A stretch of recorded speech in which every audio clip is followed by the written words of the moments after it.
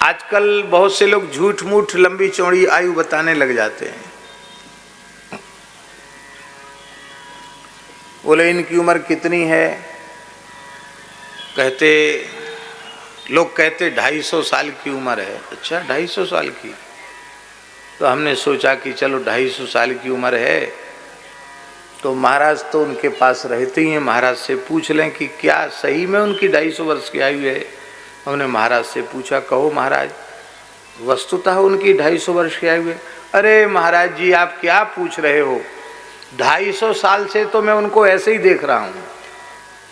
इसका मतलब क्या हुआ, नहीं समझे? इसका मतलब कि उनकी आयु तो है ही है, इनकी आयु भी 250 से कम नहीं। बताने वाला कहता 250 साल से हम ऐसे ही देख रहे हैं, उनकी आयु अपने आप बड़ी। ऐसे भी लोग बड़ी आयु बता देते हैं, लेकिन ऐसी नहीं।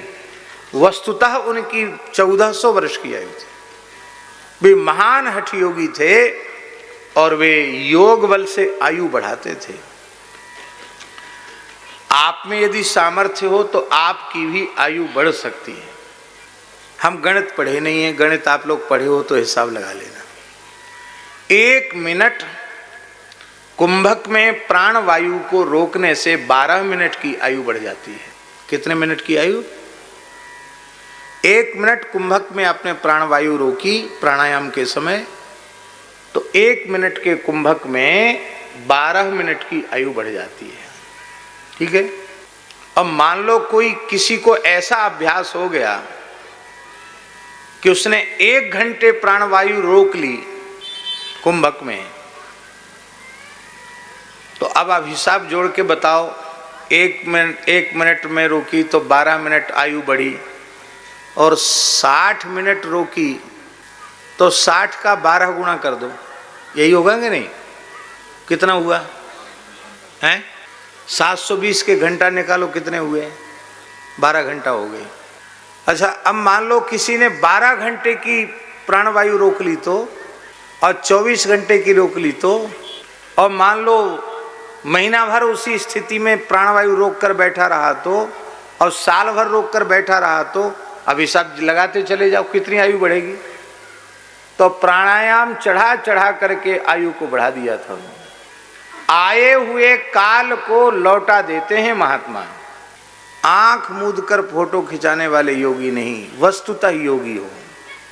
हमारे पूज्य गुरुदेव पहाड़ी बाबा महाराज समर्थ योगी थे। एक बार ऐसी स्थिति हुई कि लगा हमको कि उनका अब शरीर नहीं रहेगा। महाराज जी से पूछा तो महाराज जी ने कहा हाँ संकेत हो गया है। ये बात 96-97 की होगी। और महाराज जी तो पधारे 2003 में। आप किस सन में आए? 98 में आए। उसके पहले की बात है, 96-97 की बात है। महाराज जी बोले संकेत हो गया। हमको महाराज जी ने महंत पद पर बिठाया था खाक चौक में 1995 में। हमको तो गुरु महाराज की सन्निधि में 2 ही साल हुए थे, बच्चे ही तो थे। हम तो रोने लगे। हमने कहा महाराज जी ऐसा मत लीला करो, आप तो समर्थ महापुरुष हैं, आप कुछ दिन और विराज जाइए। तो बोले कि मेरी इच्छा के बिना तो जमराज मुझे ले नहीं जा सकते, काल हमको ले जा नहीं सकता हमारी इच्छा के बिना। और तुम कह रहे तो ठीक है, अभी मैं काल मुद्रा लगाता हूँ। और उन्होंने अपने मस्तक में गाय का घी यहाँ भर लिया और महाराज जी ने योगासन किया, काल मुद्रा लगाई, और जो ब्रह्मांड की ओर प्राण का उत्क्रमण हो रहा था, प्राण को पुनः अपनी अवस्था में भी ले आए। और फिर बोले, बाद में बोले, एकदम ठीक हो गए। बाद में बोले बच्चा आंख मूंद के ध्यान योग समाधि की फोटो खिंचाने वाले तो बहुत से लोग मिल जाएंगे, लेकिन 2 हाथ पैर वाले मनुष्यों में इस प्रकार की क्रिया जानने वाले दुर्लभ हैं। इस समय साधुओं में भी दुर्लभ हैं। और बोले जब तक चाहेंगे तब तक रहेंगे, जब चाहेंगे तब 1 मिनट में चल पड़ेंगे। और गए तो ऐसे ही गए, चाह लिया और चले गए, महान योगियों की तरह। तो प्राणायाम से आयु बढ़ती है। प्राणायाम परम बलम। काल मुद्रा लगा करके योगी प्राण काल को जीत लेते हैं। ये दृश्य पुस्तकों में भले ही न लिखा हो, पर मैंने अपनी आंखों से देखा है काल को लौटते हुए। चांगदेव जी की आयु झूठी नहीं थी, वास्तविक 1400 वर्ष की आयु थी उनकी। और वो कितने चमत्कारी सिद्ध थे। आज चमत्कारों की बड़ी बड़ी चर्चा होती है, ऐसे चमत्कारी सिद्ध थे चांगदेव जी महाराज कि जब ज्ञानेश्वर महाराज वहां से उनके साधना स्थल से निकले तो वहां उनको तमाम मृत शरीर पड़े मिले और मृत पशुओं के शरीर पड़े मिले वहां उनको। तो उसकी दुर्गंध आ रही थी। वहीं पर्वत में कंदरा थी, गुफा थी। तो उन्होंने पूछा कि ये सब यहाँ क्यों पड़े हैं। उन्होंने कहा यहाँ महात्मा महान योगी चांगदेव जी रहते हैं। वो जब अपनी समाधि से उठेंगे और वो अपनी नज़र ऐसी घुमाएंगे तो ये जितने मुर्दे पड़े हैं सब जीवित हो जाएंगे। ये सारे पशु जीवित हो जाएंगे, ये मनुष्य भी जीवित हो जाएंगे। जिनकी आयु अभी शेष है, वो जिनकी आयु ऊपर से ही पूरी होगी वो नहीं होंगे, लेकिन जिनकी अभी कुछ भी आयु शेष है वो जीवित हो जाएंगे। ऐसे चमत्कारी थे चांगदेव जी। और संत ज्ञानेश्वर जी की प्रसिद्धि जब महाराष्ट्र में हुई तो चांगदेव जी घबरा गए कि भी तो 14 वर्ष के बालक हैं, कहीं ऐसा न हो कि हमारी सिद्धाई ठप पड़ जाए।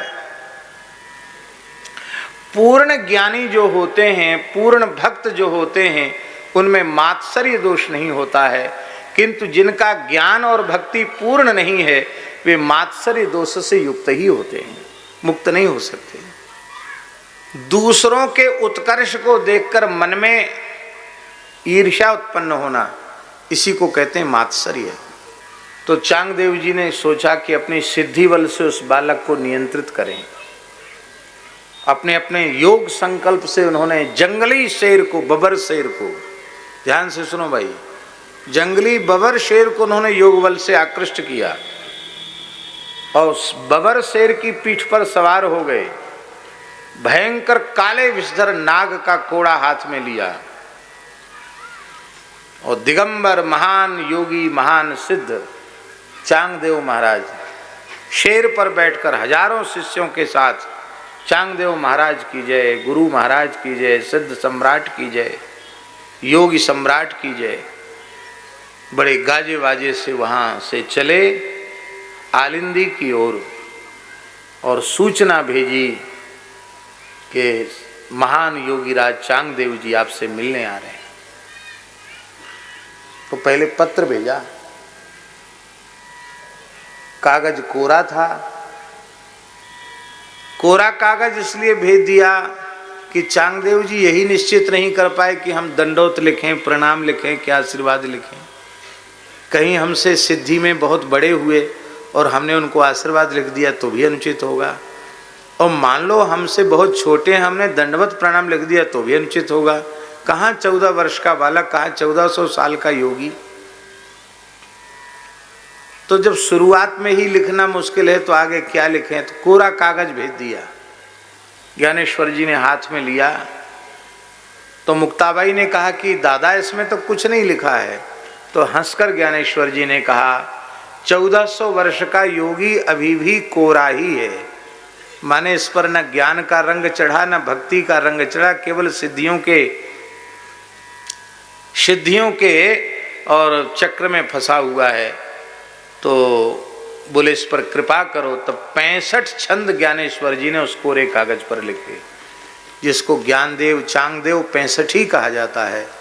और उन छंदों को जब चांगदेव ने देखा तो समझ गए बालक अलौकिक है, अब हमें चलना ही चाहिए।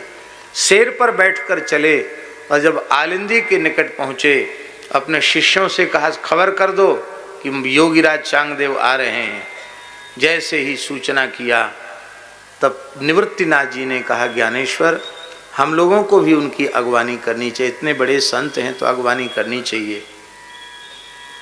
तब आप सर्दी का समय था, धूप ले रहे थे, टूटी दीवार, घर की दीवार, गरीबी थी घर में, टूटी दीवार थी, उसी पर बैठ करके धूप ले रहे थे, जिसको यहाँ उरैया लेना कहते हैं, बुंदेल में कहते हैं, बुंदेलखंड में धूप लेना, घाम लेना।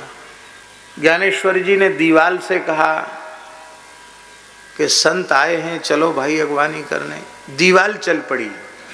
वो दीवाल आज भी है जो चली थी, आज भी सुरक्षित है। लगभग 700 वर्ष हो गए हैं, आज भी वो दीवाल सुरक्षित है। उसको सुरक्षित करके रखा गया। हम देख के आए दीवाल, जो दीवाल चली थी। कहा महाराज 65 का रहस्य समझाइए, इन छंदों का रहस्य समझाइए। बोले इसके लिए बलिदान देना पड़ेगा। तो उन्होंने सोचा हमारे बहुत चेला हैं, गुरुजी के लिए कोई एक बलिदान कर देगा। सब चेला भाग गए। गुरुजी कहीं हमको न कह दें बलिदान के लिए, सब भाग गए। बोले मैं अपना स्वयं का बलिदान देने के लिए प्रस्तुत हूँ। उन्होंने कहा महाराज बलिदान माने हिंसा नहीं होता, बलिदान माने होता है संपूर्ण समर्पण। जब तक आप पूरा समर्पण नहीं करेंगे तब तक आपको न ज्ञान मिलेगा न आपको भक्ति मिलेगी। उन्होंने पूरा समर्पण कर दिया। तब श्री संत ज्ञानेश्वर ने उन्हें अपने शिष्य के रूप में स्वीकार किया। प्रसिद्धि हो गई। गुरु महाराज की उम्र 1400 साल, गुरु महाराज की उम्र 14 साल और शिष्य की उम्र कितनी? 1400 साल। 1400 वर्ष के वृद्ध योगी को 14 वर्ष के बालक ने शिष्य बनाया। ऐसे संत ज्ञानेश्वर जी के अनंत चरित्र हैं। और उन संत ज्ञानेश्वर जी महाराज के की वाणी, जिनके लिए श्री नाभा जी ने गिरा गंग उनहारी काव्य रचना प्रेमा कर, उनकी वाणी को श्री गंगा जी से उपमित किया है। साक्षात गंगा जी है उनकी वाणी। जैसे गंगा जी का जल हजारों वर्षों तक रखा रहे तो भी उसमें विकार उत्पन्न होता नहीं है, ऐसी परम निर्मल और निर्विकार वाणी संत श्री ज्ञानेश्वर जी महाराज की है। बोलो संत श्री ज्ञानेश्वर जी महाराज की जय। आपका हार्दिक धन्यवाद भोले की भक्ति देखने के लिए। आइए मिलकर भक्ति का संदेश फैलाएं, भगवान से जुड़ें, प्रेम बढ़ाएं और सद्भाव जगाएं। चैनल को लाइक, शेयर और सब्सक्राइब जरूर करें।